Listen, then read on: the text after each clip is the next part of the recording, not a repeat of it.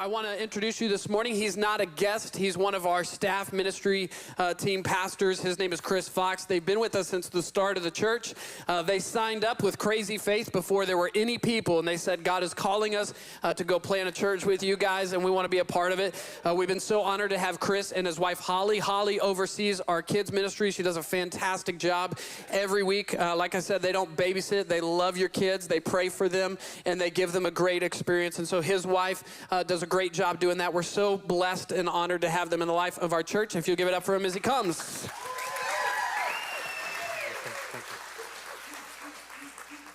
I love that you said crazy faith, because sometimes I wonder if it's just more like crazy, you know? I like the faith addition there. So there's this debate going on in my home, and so I just want to solve the debate right here and now. But we go back and forth. When do you decorate for Christmas, okay? December 1st now. How many of y'all have yet to decorate for Christmas? Where are we? This ain't looking too good for me. Pre-Thanksgiving decorators, where y'all at? Okay, yeah, all right. My wife just won the argument there. Here's the deal. I will champion Thanksgiving my whole life, all right? I feel like it's an overlooked holiday because Christmas is right around the corner, but I'm like, you got to give Thanksgiving its due, okay? Turkey, like football, like it's good. That'll preach. Come on. Second question for y'all. Where are we? 11 a.m. service. How many of y'all in this room want to be great? Anybody? You want to be great? It's okay. Like deep down, like you have a desire to be great. Anyone? Okay. A few of us. That's good. That's good. That's good. I'll never forget growing up, and here's a confession for you. I'm a big Raider fan. Las Vegas Raiders, formerly known as Oakland Raiders. I know you're thinking right now, like, how does that work? Pastor, Raider fan, that's odd. But a big Raider fan. In 2001, we signed the world's greatest NFL receiver, all time, greatest, okay? His name, Jerry Rice. Jerry Rice, okay? Jerry Rice. And so if you don't think he's the greatest of all time, I just want to let you know you're wrong. We can fight it out after service. But as a kid in 7th grade, when he signed with my team, I was like, Jerry Rice, come on, let's go. And I remember as a kid, I wanted to be just like Jerry Rice, just like him. And so that meant that I needed to look just like Jerry Rice. I got the face mask just like Jerry Rice for my helmet. My dad went to the sporting goods store, got me a helmet. I had to have the same face mask as him so I could look like him. I got the gloves just like him so I could catch the football just like Jerry Rice. I got the cleats so I could run routes just like Jerry Rice. And then, can I tell you, when I showed up for my first ever practice as a 7th grader, Coach looked, why are you laughing at me? Coach took one good look at me and said, boy, you're going to the offensive line, okay? Now, I don't know how to put it to you. I'll try and be nice to myself, but if you don't know anything about football, it's like my frame was not the sort of frame that like a receiver had. I had the frame of more of like an offensive lineman, okay? And if you still don't quite get it, I'll do you one more. Like when we did our back to school shopping, okay? We went to Kohl's. They had this special section for me. It was called the Husky section, okay? I don't know if they still got that, but it's like I remember Mom saying, we're going to your section, son. Like, I was like, why is it called Husky? What's this mean, you know? But I remember in that moment, I had to review my definition of greatness and what greatness was for me. And you see, we're sitting here this morning, and it's like, yes, we want greatness. There's this desire within us to be great. And I think that desire is placed there from God. I think it's a good desire. But how many of you know your definition of greatness matters? Because it determines the direction of your life. And the great thing, the wonderful thing is that Jesus himself defines greatness for us. Check this out, Matthew 20. He says this. He says, whoever wants to become great among you must be your servant. And whoever wants to be first must be your slave. Just as the Son of Man did not come to be served, but to serve and to give his life as ransom for many. See, Jesus' disciples have this long track record of bickering and arguing back and forth of who is in fact the greatest disciple among Jesus and the crew. And the thing that's interesting is Jesus never once comes at their desire to be great. He comes at their definition of greatness.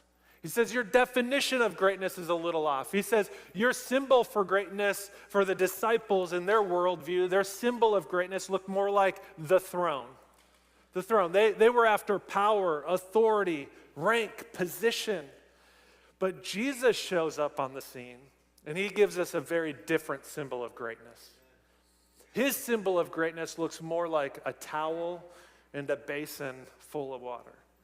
What I want to talk to you this morning is about this idea, this concept of true greatness in serving. True greatness in serving. So I want to check out this passage in John 13, but before we dig into it, I want to set the scene for you.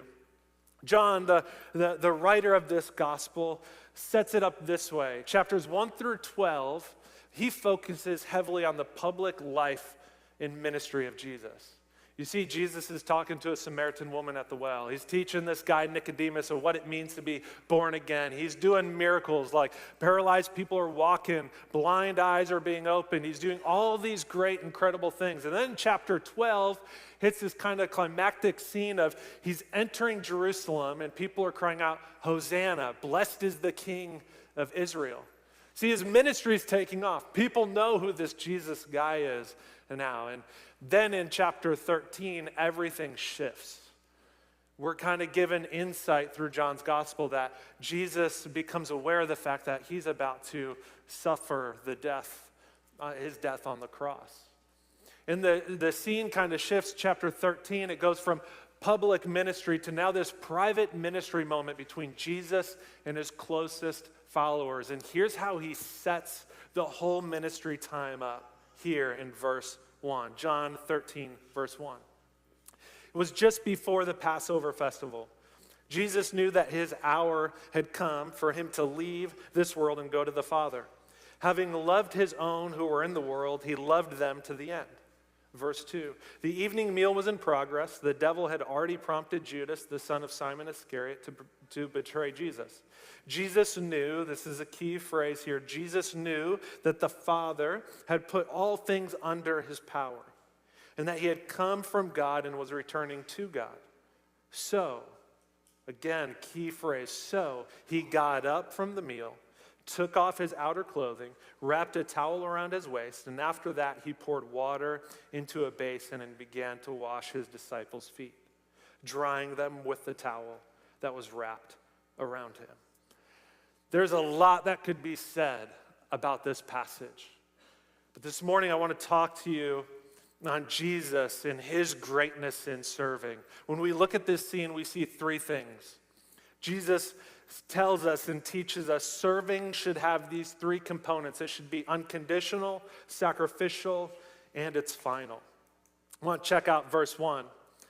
It says this, Jesus knew that his hour had come for him to leave this world and go to the Father. And in verse 3, we're told, Jesus knew that the Father had put all things under his power and that he had come from God and was returning to God. Jesus knew some things in this scene. And I want to kind of lay this out for you so you understand the dynamics and the tension in the room, because we just had Thanksgiving on Thursday. And how many of you know you're sharing a meal with family members, maybe you haven't seen in a minute? There's some interesting dynamics around the table from time to time. You get a little awkward, you know? Anyone else talk politics on Thanksgiving meal? No, okay. Hopefully not. But what we see here is some interesting dynamics. You see, Jesus knows that Judas is about to betray him. He also knows that Peter, one of his closest disciples, is going to deny ever knowing him. And then also lay on top of that the reality that Jesus knows his earthly ministry is about to be over. It's about to be over. And he's nearing the cross. And he's facing the real pain and agony of, I'm about to taste death. It's very real. There's a lot of dynamics around this table. And here we see Jesus knew a lot, yet he continued to serve. I don't know about you, but sometimes what I know can keep me or be a roadblock to me serving. See, I say things like this, or I can justify it like this. Well, I know what that person's truly like. I know who they really are behind closed doors, so I'm not going to serve them. Or last time I did them a favor, they didn't even say thank you. They didn't give me a thank you. Man, they are disqualified. I am not serving them ever again. Or, hey, oh, okay, now they're asking me for a favor. When I was in need, they didn't even pick up the phone. You know, like, have you ever been there? You're like, and you're kind of calculating it, right? And sometimes what you know can limit or be a roadblock to you serving. But here we see Jesus, that this level of serving is quite different. It's quite different. In the midst of all these dynamics, all the things going on around the table, we are given this beautiful scene in verse 4. Having known all that, it says this: so he got up from the meal, took off his outer clothing, wrapped a towel around his waist, and after that poured water into a basin and began to wash his disciples' feet. Picture that for a moment. Knowing all that, he gets up and washes his disciples' feet. Now, if anybody needed some quality me time, it's Jesus. It's Jesus. Have you ever been there? Been struggling, you had a week, you know, it's just been a rough week, and you're like, I need some me time. I need to binge watch some Netflix, or I got to pull out one of the Christmas Hallmark classics and a tub of ice cream and just go after it, right? It was like, man, I had a week, I need some me time. If anybody needed that, it would have been Jesus, facing everything he was facing. But here's what he does. It's almost like he's trying to teach us this lesson, that in the midst of his lowest low, he went low. In the midst of all the pain, in the midst of knowing everything, he continued to serve. And here's what we see, that for Jesus, serving wasn't conditional. It was unconditional. It's unconditional. Serving, it's unconditional. He didn't wait until he felt like it. He didn't wait until the people deserved it. He didn't wait for the perfect timing. He just serves. Second thing we see is this, verse 6. He came to Simon Peter, who said to him, Lord, are you going to wash my feet? Jesus replied, you do not realize right now what I'm doing, but later you'll understand. Here's somewhat of a side note here, but Jesus is doing two different things. He's illustrating something, the act of washing his disciples' feet. It is highly symbolic, but it also has very practical implications for us today. And this is what he's telling Peter. He's saying, you don't understand right now, but you will understand. Verse 8, no, said Peter, you shall never wash my feet. Jesus answered, unless I wash you, you have no part with me. And I love this. Peter says, then Lord, Simon Peter replied, not just my feet, my hands, my head as well. Jesus answered, those who have had a bath need only to wash their feet. Their whole body is clean, and you are clean. Now, real quick, is like I've spent all week trying to think and just racking my brain of like, what is a parallel to foot washing? Like culturally, what could we do? If I were to encourage you to do one thing that would be equivalent to what Jesus is doing in this scene, and I could not think of something. I'm like, I don't know. Is it like actually like washing other people's feet? Like, I don't know. Like, and so here, I just want to put everyone at ease. We're not going to have a foot washing ceremony down here at the end. Like that's not us, okay? But Jesus, what he's getting at is this idea of sacrifice. The only way I know how to summarize this scene is that this is a sacrificial act of service. This isn't just like a polite, nice thing to do. This isn't like just holding a door open for somebody. Like, this is a picture of sacrifice. And this is where it's highly symbolic. See, you notice it just like the scene for a moment. Jesus around the table, the Last Supper, he is seated in the place of honor. And he gets up from this seat, and he goes over to his disciples. He lowers himself. But then it says this. It says, I believe here in verse 12, it says, when he had finished washing their feet, he put on his clothes, and he returned to his place. And then he asked this question, do you understand what I have done for you? So he goes from the place of honor He lowers himself, humbles himself, washing feet, and then he returns to his place of honor. It's kind of an interesting practice, but you read this scene with Philippians 2. Let's read this together. See if you can pick up on the parallels. Paul, he says this, and he encourages us with this. He says, in your relationships with one another, have the same mindset as Christ Jesus, who being in very nature God, did not consider equality with God something to be used to his own advantage. Rather, he made himself nothing by taking on the very nature of a servant, being made in human likeness, and being found in appearance as a man, he humbled himself by becoming obedient to death, even death on the cross. Therefore, God exalted him to the highest place and gave him the name that is above every name, that at the name of Jesus, every knee should bow in heaven and on earth and under the earth. Do you pick up on that pattern? We see Jesus was in very nature God, gave it all up, lowered himself to servant status, taking on human likeness, God in flesh, sacrificially served by being obedient to death on the cross, washing us of our sins. Then he returns to his place of honor, the right hand of the Father. So here in this scene, we see Jesus is saying, this is my purpose. This is what I came to do, to lower myself, to wash you up a little bit. This is my whole job. This is my mission. This is my focus. But it doesn't stop there. We don't read this as just kind of, oh, okay, that's something that Jesus did, because he gives us another insight here. In John 13, he says, you call me teacher and Lord, and rightly so. For that is what I am. Now that I, your Lord and teacher, have washed your feet, you also should wash one another's feet. I have set you an example that you should do as I have done for you. Here we see that true service requires sacrifice. He's modeling practically that true service from a servant requires a level of sacrifice. And the interesting thing about this is he says, this is my example to you. This is my example. Do as I have done for you. In other words, he's teaching, he's commanding us, he's expecting us to serve as he did.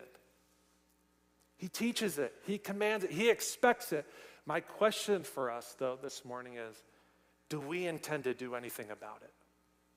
Do we intend to follow out and follow in the footsteps of Jesus in this act of serving, taking on the role of a servant? And it will require sacrifice. And Jesus is clear about this. It requires a humbling of yourself. True service requires sacrifice. And now, I was just thinking and kind of reflecting this week. One thing that I love about this church is we have some of the best volunteers. I truly believe it. I don't know if you've felt it as you walked in the doors, as people are greeting you. I don't know if you've felt it as you pick up a cup of coffee. Like, volunteers put that coffee out every Sunday morning. It's a great, wonderful thing. But I was thinking there are a couple scenes that come to mind of people that are doing this. The first thing is like, there's a man named Greg, and he's here first service. He's not in here right now. But every Sunday morning, one of the first guys here puts the parking lot cones up, the signs up, all the banners up. Every single Sunday, man, out there. The parking crew out there, rain or shine, out there. They're sacrificially serving. And then I had a conversation with one of the people, one of our Art Kids volunteers. We just talking, and he said, you know, the interesting thing about serving in kids is it kind of puts you in your own like little corner, you know? You're away from adults. You give up time mingling with people out in the lobby, meeting new adults, and you're over here leading a small group. It's like it requires you to give something up. And he's like, there's a hiddenness there. There's serving in hiddenness here that really stretches and strengthens somebody's faith and the ability to become a servant. 2 weeks ago on a Wednesday night, almost made me cry. I don't know why, but something about this scene just grabbed me. But I walk out these doors, and we have several small groups happening just with students. And I walk out into the lobby, And as I walk out there, they're singing happy birthday together. One of the leaders brought a bunch of cupcakes and they're singing happy birthday. And I'm just thinking and visualizing like this group of students, they didn't know each other a year ago. And here they are singing happy birthday to one another because a volunteer said, you know what, I'm going to sacrifice my Wednesday night. I'm going to give it up because I want to see community take place here. I want to minister to students. What I love about this church is we got to be a church that says we will sacrifice. We will sacrifice. We'll give up things that we love because we're going to give it up for something we love more. The work of God and the kingdom advancing here in Magnolia. The servanthood, true servanthood requires sacrifice. The third and final thing is this. We see Jesus' serving as final. It's final. Verse 16. Very truly I tell you, no servant is greater than his master, nor is a messenger greater than the one who sent him. Now that you know these things, you will be blessed if you do them. You will be blessed if you do them. For Jesus, it's final. Here's what this means. Jesus is saying, you call me teacher, you call me Lord. I'm your master, right? And so if you see me doing this, if you see me serving, if you see me washing your feet, I just want to let you know you never graduate beyond this. Jesus is saying, I'm about to send you into the world to make disciples of all nations. And Jesus is saying, what do you think that means? What do you think that looks like? It looks like serving. Me as the master, Jesus is saying, me as the master, if you think this is it, you don't surpass this. You don't get to graduate beyond it. It is the destination to the journey, to become a servant. I want to talk for a moment to your heart because this can be really hard. This can be really hard. In fact, even from this is hard. This is a message that's hard because not too long ago I found myself. I'm 30-year-old in youth ministry, so this is 2-3 years ago now. But a couple years ago in youth ministry, it was after a youth conference that we had just put on. Ton of work went into this youth conference. And I mean, hundreds of kids there, great event. It was a Saturday night, and all the volunteers left, all the staff left, and I was getting in my truck, one of the last ones there. And I get in my truck, and I'm driving through the parking lot, and I see the whole parking lot, the whole outside of this event has yet to be tore down. And my first thought was man, I was so angry. I'm here all alone. Now I got to get out and tear down this parking lot. And I was just kind of grumbling about it. And, I'm picking up the cones and I'm putting them in my truck, not very gently because I'm mad. Have you ever been there? You're laying down hard, these cones, And I just had this thought, this very real thought that I was isn't this act kind of beneath me? Shouldn't we have interns or something to do this kind of job? I'm being so vulnerable right now. But it's God just spoke to me in that moment. It was Chris, you know what? In ministry, you had this idea. You had this idea of what ministry was. And up until this point, you've made the decision to serve, but you have yet to become a servant. See, I think there are a lot of well-meaning Christians, myself included. We can get wrapped up into this idea of, I'm going to choose to serve. What that looks like is it's on your time. It's when it's convenient for you. You kind of pick and choose. And if you're anything like me, you're waiting for the reward right around the corner. It's if I do this, then I know this will happen. Or you're waiting for the thank you. Or, you find yourself wanting to serve when it's around a crowd of people, because that makes you feel better. It's you can choose to serve, but not become a servant. And here's the difference. To become a servant, that is an identity. That is an identity. Jesus himself takes on the identity of a humble servant. And then your acts of service flow from this identity into the world.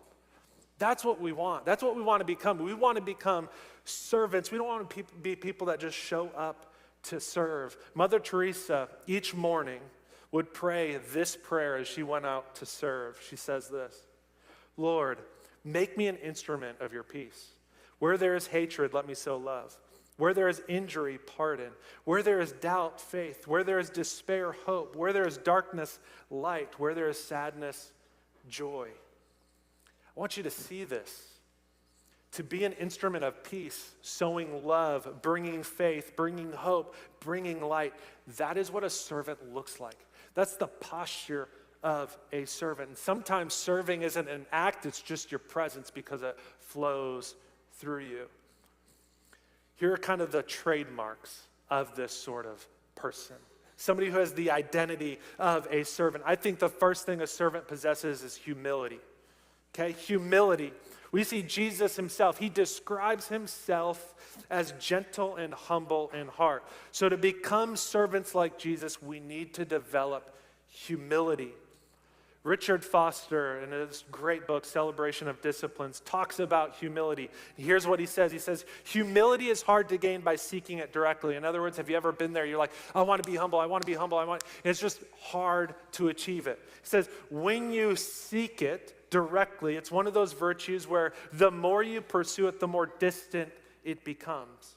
And if you think you have humility, it's most likely evidence you don't. Well then, how do you grow in humility? If there is something you can do, it's service. It's service. When you act as a servant, it is a direct assault on pride. It is a direct assault on ego. It forces you to literally lower yourself. The second thing is that being a servant, you possess great amounts of freedom. Freedom. Dallas Willard puts it this way: I may also serve another to train myself away from arrogance, possessiveness, envy, resentment, covetousness. Service is the high road to freedom from bondage to other people. This morning, do you feel like you're in bondage to other people? Do you feel that? What are they thinking of me? Do I rank higher than them on the social status scale? Have you ever felt that bondage to envy? Man, I want what they have. I want status that they have. And what he's saying, what he's getting at here is that when you serve that person, you free yourself from that bondage. It's counterintuitive, but when you actually take on the form of a servant, you become free to kind of the cultural norms. You say, I don't need that bondage. I don't need to be chained up in that. Instead, I am free from that because I know Jesus has called me to be a servant. But where do you start?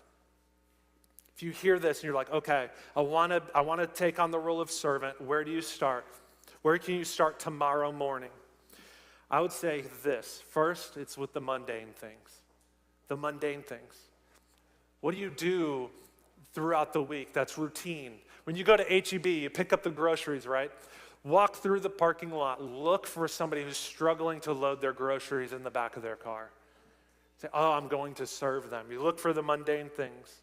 Maybe you want to start practicing this service in hiddenness. You find that you like to serve, but you find that you only like to serve when there's a crowd of people to watch. And so maybe you start incorporating kind of practice of I'm going to serve, but nobody's going to know about it. Even the person I'm blessing, they're not even going to know that it was me that served them. Could you imagine doing that and putting that in your daily rhythm and what that would do? Maybe it's the service of hospitality. Like some of y'all here, we have somebody who's like a really good chef. He's gonna be cooking for all of our volunteers. I said, hey, I want to bless the volunteers here. I'm gonna cook for them. I'm gonna bless them with a great meal. Service of hospitality. If you cook, you have people over your house say, let me just feed you. Let me just bless you. Service of hospitality. Maybe it's being there for others. It's bearing one another's burdens, especially during the holiday season. You're like, oh, okay, I know so-and-so just lost somebody they loved. Man, I want to be there for them. I want to be there to help bear their pain. I want to be there to pick them up. I want to bear their burdens, their sorrow. Maybe it's the service of just listening. You have somebody who wants to just share their hearts, their passion, their dreams, their future, and your role is to just sit and listen and be a good friend. It can look a lot of different ways, but I'd just encourage you with this. Do the next right thing. Do the next right thing. Because after we leave this room, you're going to be thinking about what it looks like to serve. And I would just encourage you, the minute you have that prompt, the minute you have something pops up, you see somebody in need, just do the next right thing. Start there, do the next right thing. Serve with what you've got. Okay, so you don't have to make this super elaborate. You don't have to plan it out. You don't have to, do something you're not good at, okay? Like if you don't cook very well, like don't cook for people, okay? Like this is a little tip for you. And 3, develop eyes to see. Develop eyes to see. It's as simple as saying a prayer each day as you start the day. God, help me to see with your eyes. Help me to see the people in need. And to close this morning, Richard Foster says this: true service comes from a relationship with the divine other deep inside. In other words, true service comes from this relationship with God. He says, when we serve out of whispered promptings, meaning God speaks to you, speaks to your spirit and prompts you and says, that one you need to serve, that person there. Through these divine urgings, energy is expended, but it is not the frantic energy of the flesh. In other words, to become a servant, it just flows from you because you have a relationship with the Father. You're open to his promptings. You're open to the Holy Spirit leading and guiding you, and it gives you eyes to see what he sees. And that's my heart for you this morning. I want you to be called great. I want you to be called great, and it looks like serving, becoming a servant. And that's God's heart and desire for you this morning. Let's pray.